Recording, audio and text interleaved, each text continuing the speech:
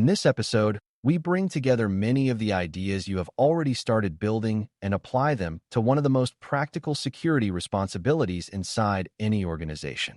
Provisioning access can sound like a simple administrative task, almost like flipping a switch so someone can start working, but it is much more important than that. Every time access is granted, changed, extended, or removed, the organization is making a trust decision that affects confidentiality, integrity, availability, accountability, and day-to-day operational risk. That is why access should never be treated as a one-time convenience action completed in a hurry and forgotten. It should be handled as a life cycle that begins with a clear business reason, continues through review and change as the person's role evolves, and ends with timely removal when the access is no longer justified. Once you understand provisioning this way, the topic stops feeling clerical and starts feeling like a disciplined way of protecting the organization from everyday exposure. Before we continue, a quick note. This audio course is part of our companion study series. The first book is a detailed study guide that explains the exam and helps you prepare for it with confidence. The second is a Kindle-only ebook with 1,000 flashcards you can use on your mobile device or Kindle for quick review. You can find both at Cyber.Me in the Bare Metal Study Guide series. Provisioning is the process of giving a user the ability to reach systems, applications, data, services, or functions needed to do legitimate work. At a beginner level, it is helpful to hear that definition in a very practical way. Provisioning is not just account creation.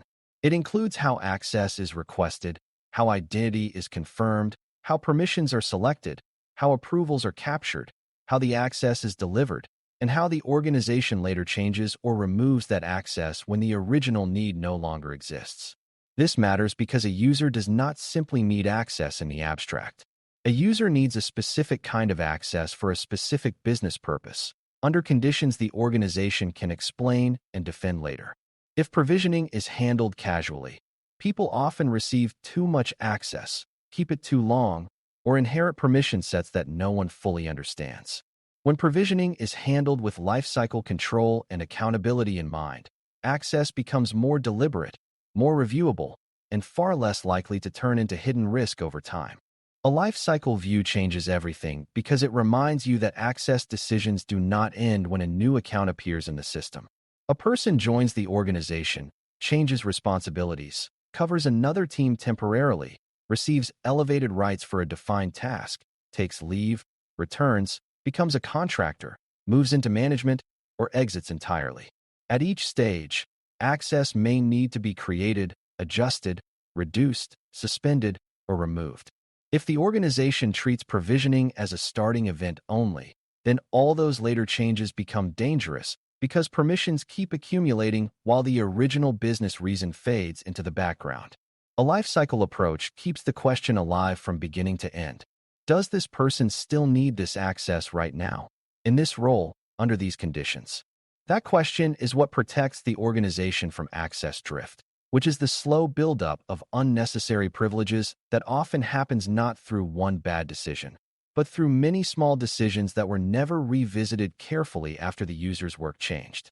The first control point in that life cycle is identity, because the organization must know exactly who or what is receiving the access.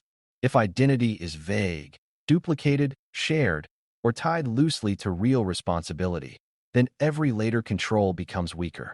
A well-managed identity should clearly represent a real person, service, or device in a way that supports authentication, approval, accountability, and later review.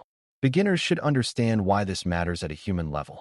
If two people share one account, the organization loses clear accountability. If a user is created under the wrong department or wrong manager, approvals may be misleading from the start. If a contractor account is set up like a permanent employee account, the user may receive access that does not match the actual relationship to the organization. Provisioning begins with getting the identity right because the rest of the access model depends on whether the organization can confidently say who this user is, why this identity exists, and which business relationship justifies its presence in the environment. Once identity is clear, the next control point is role. Access should follow the work a person is expected to perform, not general familiarity, pressure from a busy manager, or the convenience of copying someone else's permissions. A strong role-based approach helps the organization connect access to real business need. It becomes easier to apply least privilege when the role itself has been thought through carefully enough to define what the person actually needs and what the person clearly does not need. This matters because many access problems begin with a simple but harmful shortcut. Someone says just give them what the last person had, and we will clean it up later. Later often never comes, and the result is that users inherit old permissions, outdated privilege, and unnecessary visibility into systems or data unrelated to their current duties.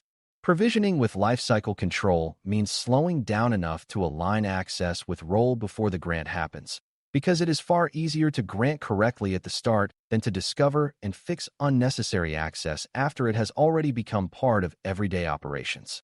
Approvals are another major part of disciplined provisioning because access should not appear simply because a request was entered into a system. A meaningful approval confirms that the request makes business sense, that the identity is correct, that the role is understood, and that the level of access requested matches legitimate need. This is more than a signature or a quick click. It is a checkpoint where responsibility becomes visible. The approving manager, system owner, or process owner is effectively saying that this access is appropriate for this user at this time for this purpose. That is why approvals lose value when they become automatic habits performed without real review. If an approver does not know what the role requires, or if the approver assumes someone else already checked the details, accountability weakens. Good provisioning keeps approvals connected to knowledge and responsibility. It does not treat them as decorative process steps. When done well, approvals help prevent over-provisioning, reveal questionable requests, and create a traceable record of why the organization believed the access was justified. Temporary access deserves special attention because one of the most common ways organizations create risk is by granting elevated or unusual permissions for a short-term need and then failing to remove them when the need passes. Temporary work happens all the time. Someone covers a project, assists another team, joins a migration effort, or needs expanded rights to complete a defined administrative task. None of that is automatically wrong. The problem appears when temporary access is granted without an end point, without stronger scrutiny, or without a plan for later removal. Lifecycle control means access should carry the same discipline whether it is permanent, short-term, or exceptional. The organization should know why the extra access is needed, how long it should remain, who approved it, and what should trigger review or removal. Beginners should see this as an important part of accountability. A temporary exception is still a trust decision, and in some cases it deserves even more careful tracking because elevated rights can create greater harm if they quietly remain active long after the original business purpose has disappeared. Changes in role create another major point of exposure because access often grows more quickly than it shrinks. When a person moves inside the organization, gains new duties, or begins supporting another function, the organization usually focuses on what new access must be added. Far less attention is often given to what old access should be removed.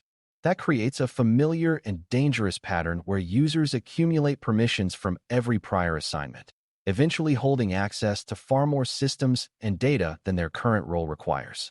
A lifecycle mindset treats a role change as both an addition and a subtraction event.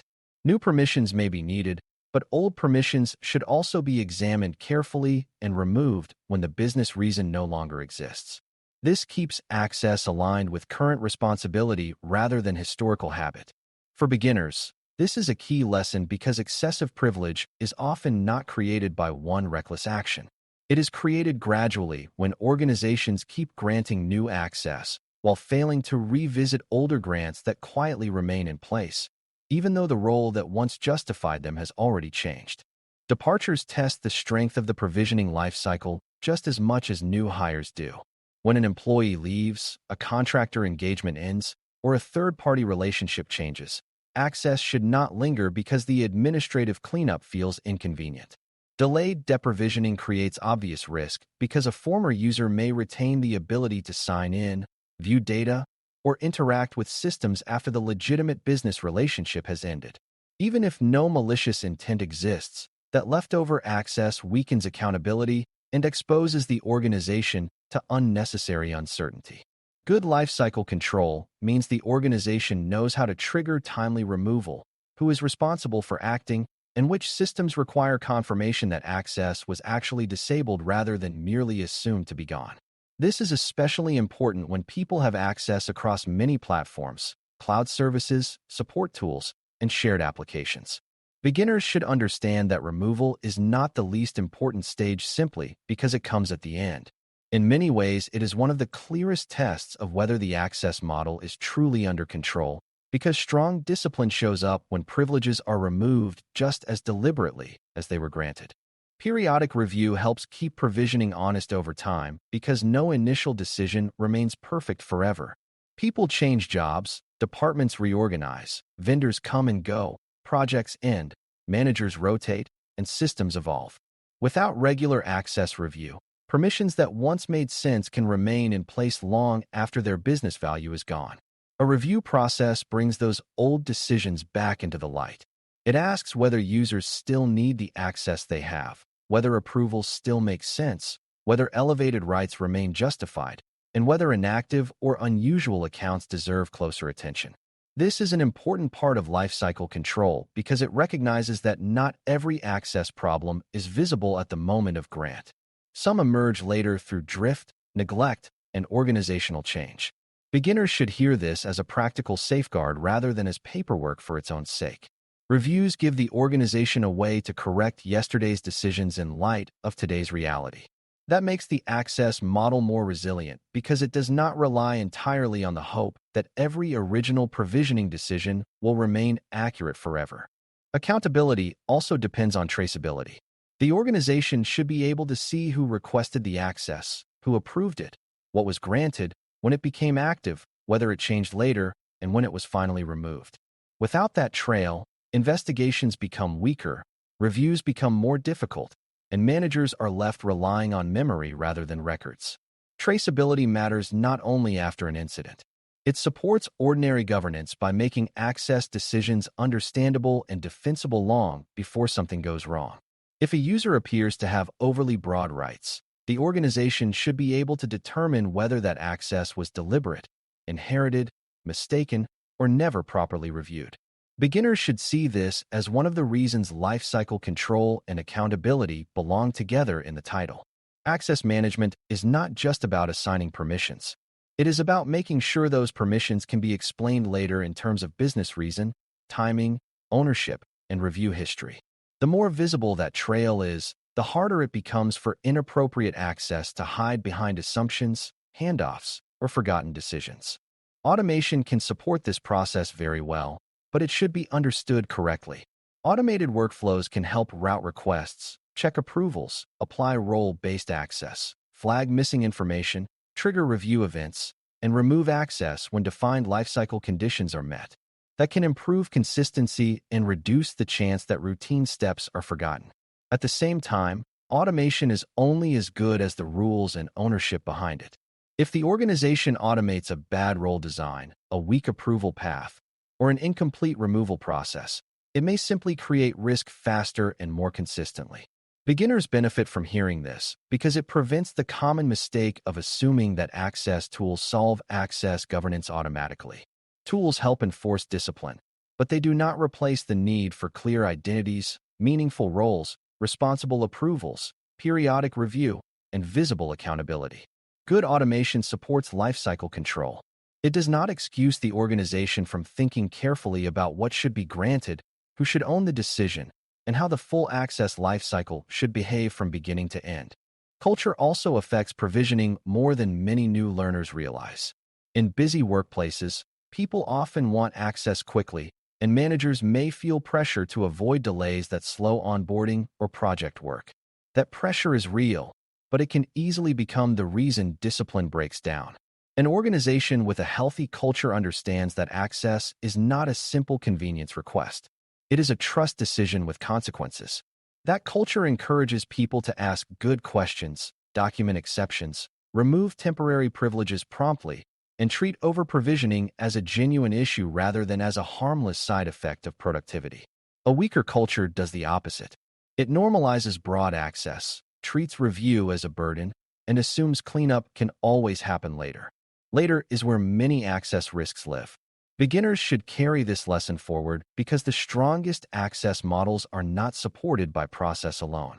They are supported by an organizational mindset that respects the fact that identity, role, approval, review, and removal are all parts of one discipline, not isolated chores assigned to whichever team happens to be available that day. As we close, remember that provisioning access with lifecycle control and accountability in mind means seeing access as an ongoing business trust decision rather than a simple startup task. Access should begin with a clear identity, a well-understood role, and a level of privilege that matches real work instead of assumption or convenience. It should move through responsible approvals, careful handling of temporary privilege, thoughtful adjustment when roles change, timely removal when relationships end, and regular review so old decisions do not quietly become new exposure.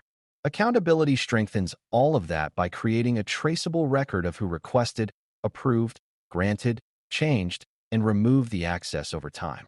Once you understand provisioning through that full lifecycle lens, many common access risks become easier to see and easier to prevent. That is the core lesson of this episode. Strong access control is not built only at the moment someone signs in. It is built through the discipline of granting, changing, reviewing, and removing access in a way the organization can explain, defend, and trust every step of the way. Thanks for listening. For more audio courses, daily newsletters, and more, please visit baremetalcyber.com.